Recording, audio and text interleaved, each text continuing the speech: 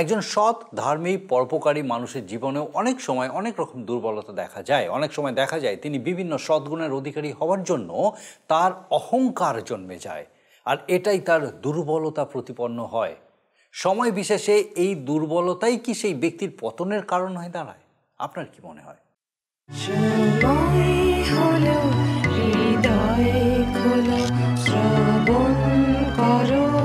জীবন বাণী নম্র চিতে শ্রবণ করো, নম্র চিতে শ্রবণ করো খ্রিস্ট যিশুর জীবন খানি।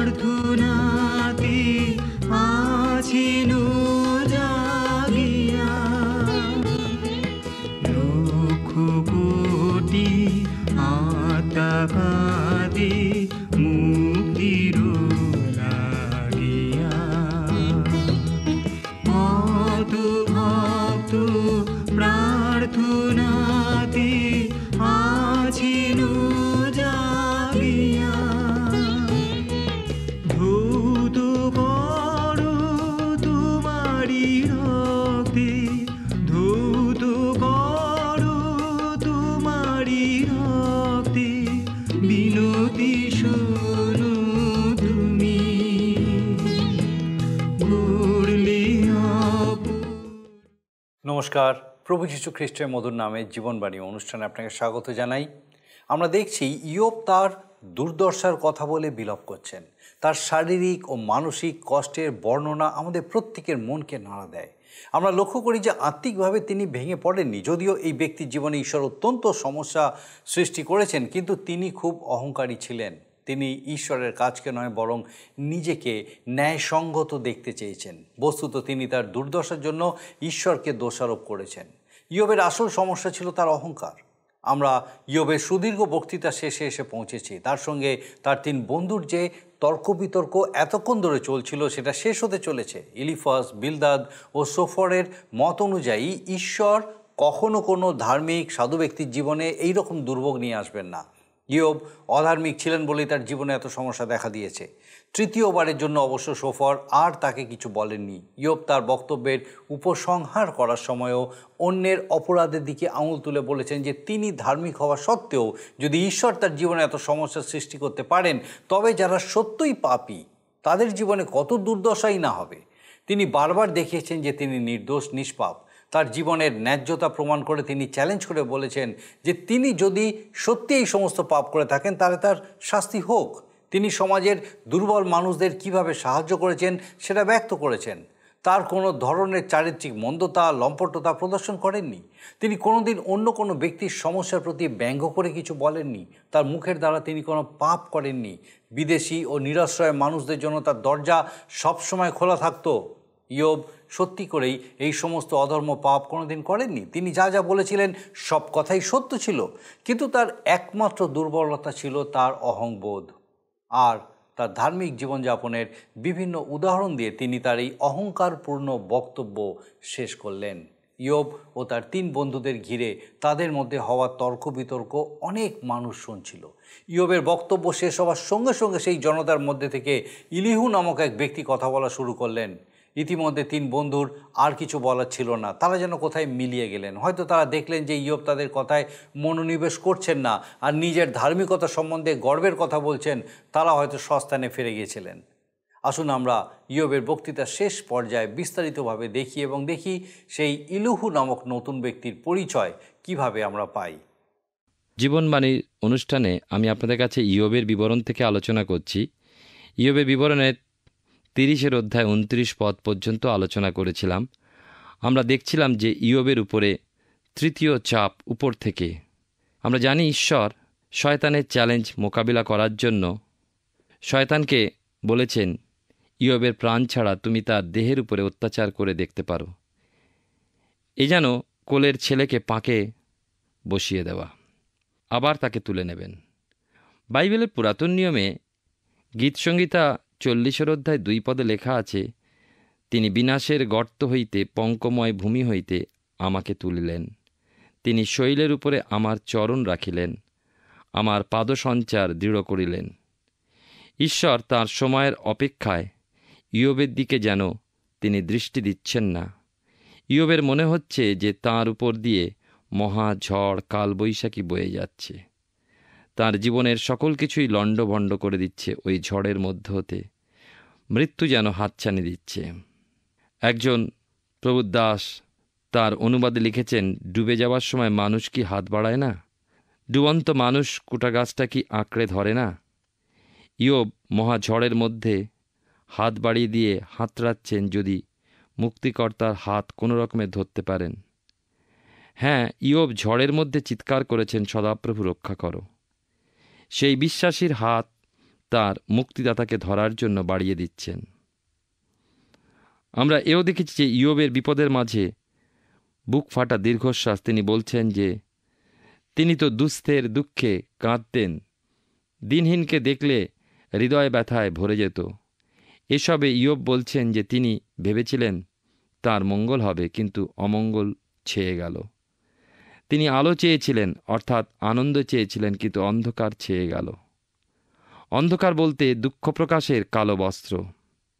ইয়োব বলছেন যে সমাজ একমত হয়ে তাকে সভ্য সমাজ থেকে বহিষ্কার করেছে।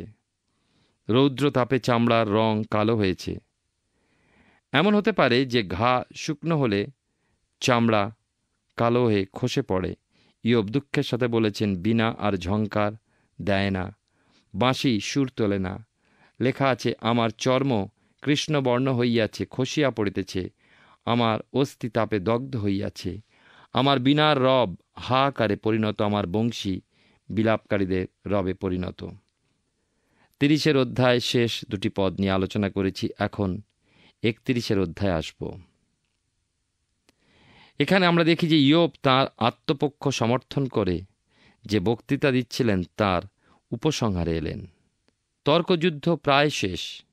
ইয়োবের 3 বন্ধু একদিকে এবং একা ইয়োব তাদের বিরুদ্ধে অন্যদিকে।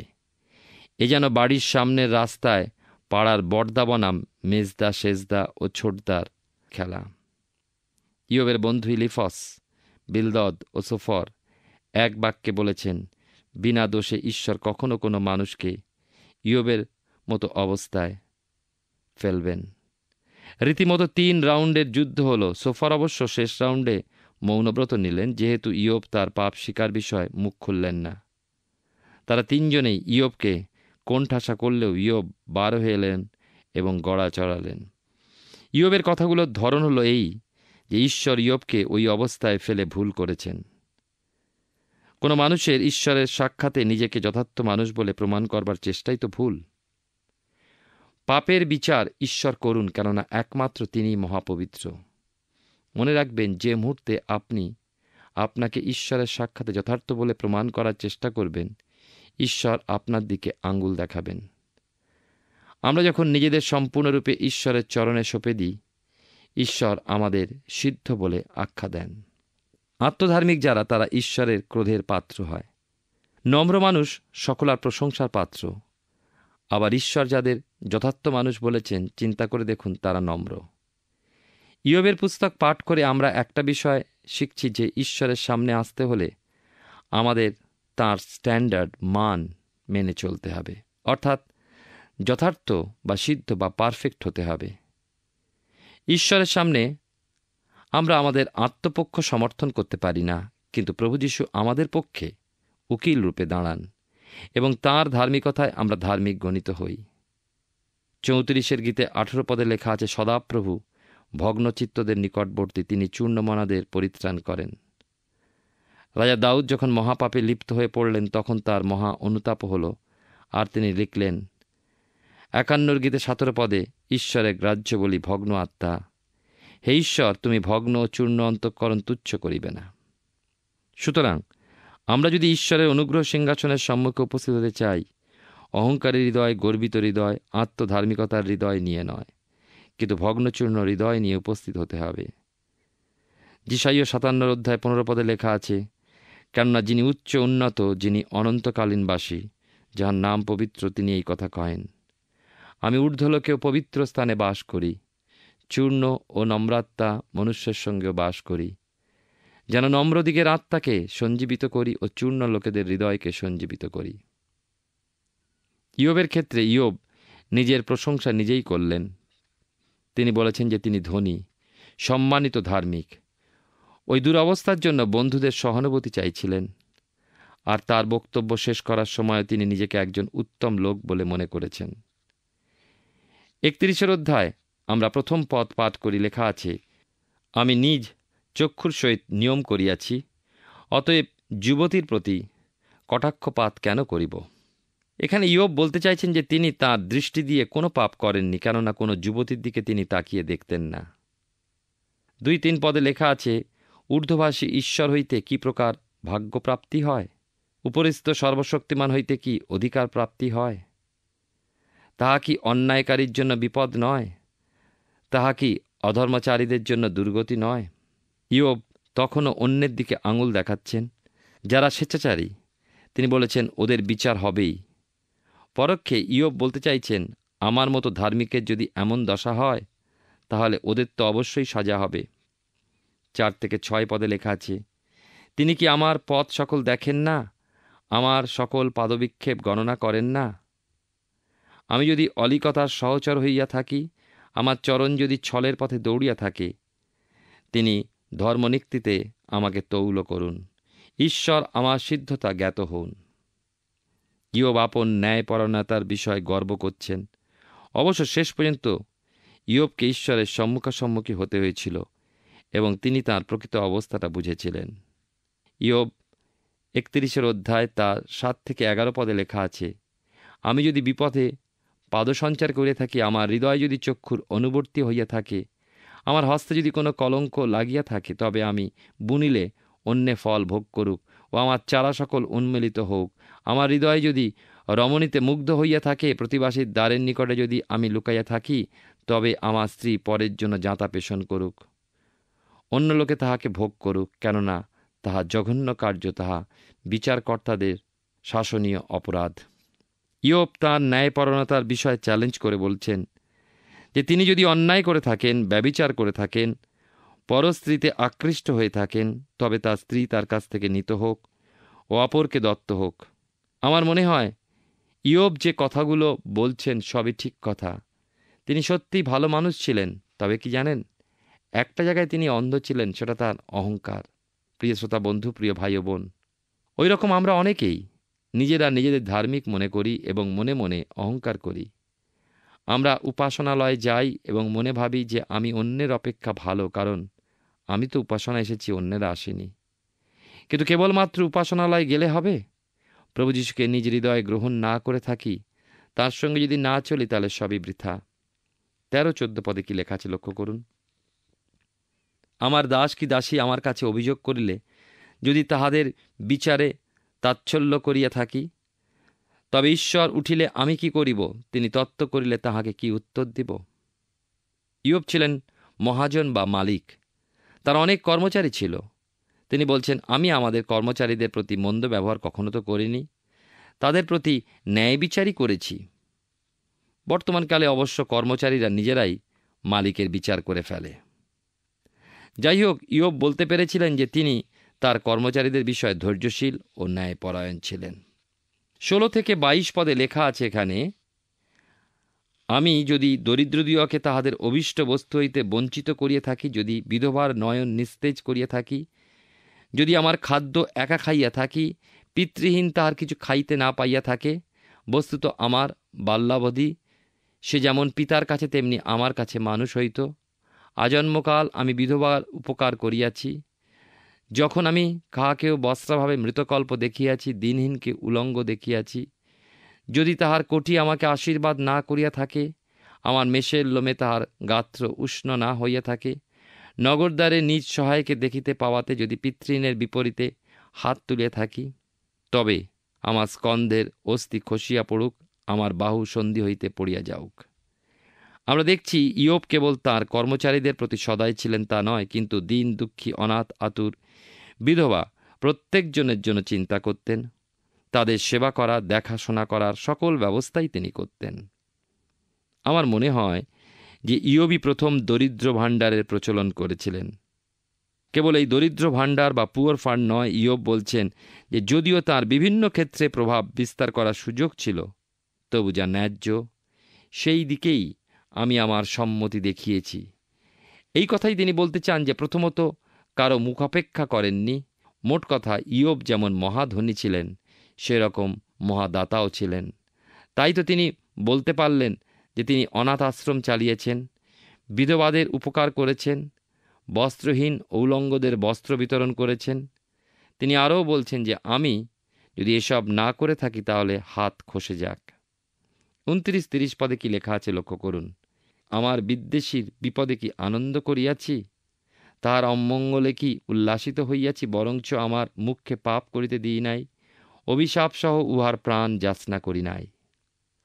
ইয়োব তার জীবনে তার বিদ্বেষীদের, তাঁর শত্রুদের সাথে কেমন ব্যবহার করেছেন সে বিষয়ে উল্লেখ করে বলেছেন, যখন তাঁর শত্রুরা বিপদে পড়েছে তিনি কখনো সে বিষয় নিয়ে নিজ প্রাণে আনন্দ উপলব্ধি করেননি, অথবা শত্রুদের যখন কোনো অমঙ্গল হয়েছে ইয়োবের প্রাণ উল্লাসিত হয়নি। এইভাবে তিনি নিজ প্রাণকে কলুষিত করেননি। চিন্তা করে দেখুন, আমরা আত্মপরীক্ষা করে দেখি আমরা কি করি। আমরা আমাদের বিদ্বেষীদের সর্বদা ঘৃণা করি, তাদের সাথে মেলামেশাতে দূরের কথা, আমরা কথাবার্তা বন্ধ করি। এমনকি আমাদের পরিবারের ছোট ছোট শিশুদেরও শিখিয়ে দিয়ে থাকি ওদের সাথে কথা বলবে না, বা ওদের বাড়ি যাবে না, আর ওদের বাড়ির দিকেও তাকাবে না। কি দুঃখের কথা, ছোট ছোট মনে ওই সব সরল প্রাণে বিদ্বেষের গরল আমরা ঢেলে দিই। সহ্যশীল ইয়োব শত্রুদের টিটকারিতে, কটু কথায় কান দেননি এবং ওই বিষয় নিয়ে নিজ হৃদয় কলুষিত করেননি। ইয়োবের ওই কথায় মনে হয় তিনি যেন প্রভু যীশুর শিক্ষা মানুষকে দিচ্ছেন। বাইবেলের নতুন নিয়মে মথিলিখিত সুসমাচার তার 5 অধ্যায় 44 পদে লেখা আছে, প্রভু যীশু বলছেন, আমি তোমাদিকে বলিতেছি, তোমরা আপন আপন শত্রুদিগকেও প্রেম করিও, এবং যাহারা তোমাদিকে তাড়না করে তাহাদের জন্য প্রার্থনা করিও। 31 অধ্যায় 33 থেকে 36 পদ দেখি, আমি কি আদমের ন্যায় আপন অধর্ম ঢাকিয়াছি? আমার অপরাধ কি বক্ষস্থলে লুকাইয়াছি? আমি কি মহৎ জনসমাজকে ভয় করিতাম? গোষ্ঠীদিগের তুচ্ছতায় কি উদ্বিগ্ন হইতাম? তাই কি চুপ করিতাম, দ্বারের বাহিরে যাইতাম না? হায় হায়, কেহ কি আমার কথা শোনে না? এই দেখো আমার স্বাক্ষর, সর্বশক্তিমান আমাকে উত্তর দিউন, আমার প্রতিবাদী আমার দোষপত্র লিখুন। অবশ্য আমি তাহা স্কন্ধে বহন করিব, আমার উষ্ণীষ বলিয়া তাহা বাঁধিব। ইয়োব জোর দিয়ে বলছেন, জিজ্ঞাসা করো কে বলবে যে ইয়োবের বাড়িতে এক মুঠো খায়নি, অথবা বিদেশি পথিক তার বাড়ির পান্থশালায় স্থান পায়নি? আদম যেমন নিজ পাপ লুকাবার জন্য গাছের আড়ালে লুকিয়েছিল, আমি কি আমার পাপ ঈশ্বরের কাছ থেকে লুকিয়েছিলাম? ইয়োব আরও বলছেন, চ্যালেঞ্জ জানাচ্ছেন, আমার বিপক্ষরা যদি চায় আমার বিরুদ্ধে দোষপত্র লিখে আমাকে দিক, আমি তো আমার মাথায় পড়ে ঘুরব, কাঁধে বহন করব, দুঃখের সাথে নয় কিন্তু আনন্দে বহন করব। এরপরে আমরা 31 অধ্যায় শেষ প্রান্তে আসি। 37 থেকে 40 পদে লেখা আছে, আমার পাদবিক্ষেপের সংখ্যা তাহাকে জ্ঞাত করিব, রাজপুরুষের ন্যায় তাহার নিকটে যাইব। আমার ভূমি যদি আমার প্রতিকূলে ক্রন্দন করে, তাহার সীতা সকল যদি রোদন করে, আমি যদি বিনা অর্থে তাহার ফল ভোগ করিয়া থাকি, তদাধিকারীদের প্রাণহানির কারণ হইয়া থাকি, তবে গোমের স্থানে কণ্টক উৎপন্ন হোক, জবের স্থানে বিষবৃক্ষ উৎপন্ন হোক। ইয়োবের বাক্য সমাপ্ত। শেষ কথা ইয়োব বললেন যে ওই দুরবস্থার মধ্যেও তিনি রাজপুরুষের মতন পা ফেলে ঘুরে বেড়াবেন, কেননা কোনো মানুষ এবং স্বয়ং সদাপ্রভু তাকে দোষী করেননি এবং দোষী করবেন না। তিনি নির্দোষ, একথা তার বন্ধুও সবাইকে স্বীকার করতে হবে। ইয়োব যা কিছু বলুন না কেন, তার চারিত্রিক চ্যালেঞ্জের মধ্যে তিনি তার অহংকার পুষে রেখেছেন, সে কথা কেন তিনি বুঝলেন না। তিনি নিজেই নিজের প্রশংসা করলেন, আমি ভালো। ইয়োবের পুস্তকের এবারে আমরা আসব 32 অধ্যায়। এই 32 অধ্যায়ে এসে নূতন এক ব্যক্তির পরিচয় পাচ্ছি, তার নাম ইলিহু। ইনিও ইয়োবের একজন বন্ধু। এতক্ষণ জনতার মধ্যে বসে ইয়োব ইলিফস, বিলদদ ও সফরের বক্তৃতা শুনছিলেন। এই ইলিহু নামের অর্থ তিনি আমার ঈশ্বর। আমরা আগে শুনেছি যে তর্কযুদ্ধ তখনকার কালে জনপ্রিয় প্রতিযোগিতা ছিল। সুতরাং ইয়োবের ওখানে বেশ কিছু মানুষ জমেছিল। তাদেরই মধ্যে ইলিহু একজন শ্রোতা বলুন, দর্শক বলুন, খুবই মন দিয়ে শুনছিলেন। ইয়োবের 3 বন্ধু তাদের তর্কযুদ্ধে ইয়োবকে হারাতে না পেরে স্থান ত্যাগ করলেন। সুতরাং আমরা বলবো যে ইয়োবের তর্কযুদ্ধে ইয়োব জয়ী হয়েছেন। আপনারা হয়তো মোরগ লড়াই দেখেছেন। আমি অনেক দেখেছি, 2টি মোরগের পায়ে ছুরি বেঁধে দিয়ে মোরগ দুটিকে রাগিয়ে দিয়ে ছেড়ে দেয়। মোরগ পরস্পরকে আক্রমণ করে, শেষ পর্যন্ত মার খেয়ে 2টির মধ্যে একটা পালায়। ইয়োবের 3 বন্ধু তর্কযুদ্ধে ইয়োবকে কোণঠাসা করে ফেলেছিলেন, কিন্তু পরাজিত করতে না পেরে সরে পড়লেন। কিন্তু সেখানেই শেষ নয়। জনতার মধ্যে হতে একরকম বয়স্ক ব্যক্তি, যুবকই বলতে হবে, ইলিহু এবারে উঠে দাঁড়ালেন। আমাকে কিছু বলবার সুযোগ দেওয়া হোক, এই দাবি করলেন। সুতরাং ইয়োবের জয় আবার চ্যালেঞ্জের সম্মুখীন হল। 32 অধ্যায় আমরা দেখি ইলিহুর প্রথম বক্তৃতা। 810 পৃষ্ঠায় প্রথম পদে লেখা আছে, পরে ওই 3 জন ইয়োবকে উত্তর দিতে ক্ষান্ত হইলেন, কারণ তিনি নিজের দৃষ্টিতে আপনাকে ধার্মিক মনে করিয়াছিলেন। এ কথা ঠিক যে ইয়োব নিজের দৃষ্টিতে ধার্মিক ছিলেন। 3 বন্ধু ইয়োবকে তার প্রশ্নের জবাব দিতে পারেননি। আর আমরা দেখি যে ইলিফস তার অভিজ্ঞতায়, বিলদদ তার আইন জ্ঞানে এবং সফর তার ট্র্যাডিশন অনুযায়ী ইয়োবের সমস্যার সমাধান করতে না পারায় তারা সরে গেলেন। তাদের বক্তৃতার মধ্যে অনেক সত্য থাকা সত্ত্বেও ইয়োবের উপকারে আসে এমন কথা ছিল না। 2টি পক্ষ যখন নিজ নিজ বিষয় ঠিক বলে ধরে নিয়ে তর্ক করে, তখন বোঝাপড়ায় আনা যায় না। এ কথা ঠিক যে ইয়োবের বন্ধুরা ইয়োবের জন্য কোনো সান্ত্বনা বাক্য খুঁজে পাননি। কেবলমাত্র ঈশ্বরই জানতেন সেই উত্তর, সেই কথা।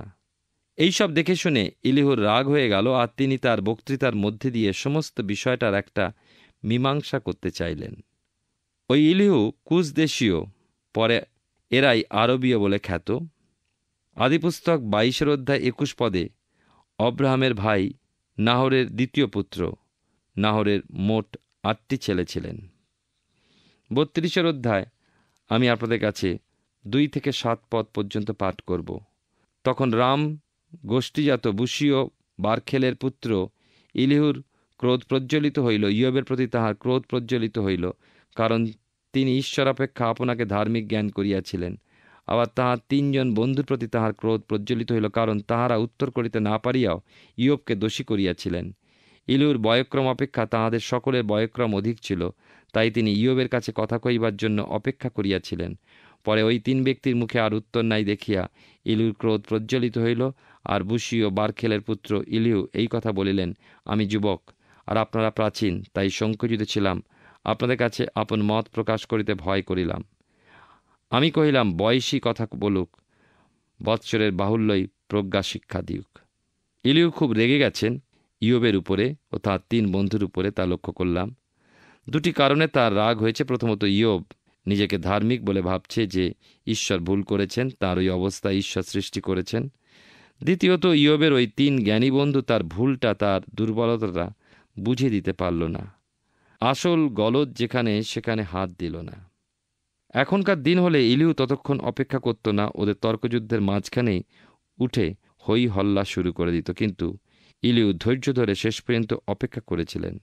ইলিহু ভেবেছিলেন যে ইলিফস, বিলদদ ও সোফারের মতো বয়স্ক ও মহাজ্ঞানী ব্যক্তিরা জ্ঞানপূর্ণ বুদ্ধি বিবেচনা দিয়ে ইয়োবকে উপযুক্ত উত্তর দেবেন।